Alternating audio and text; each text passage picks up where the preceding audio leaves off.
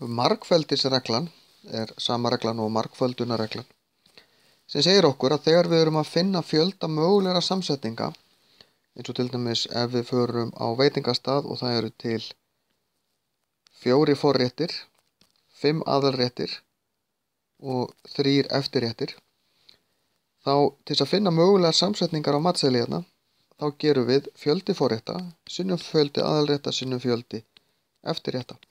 Út úr þessu fáum við 60. Það er 60 mögulegar samsetningar hérna. Ef ég hins vegar ég er búinn að ákveða að fá mér sveppasúpu í forrétt, þá er bara 1 forréttur og þá er bara 5 sinnum 3 möguleikar á aðalrétt og eftirrétt. Það er ekki nema 15.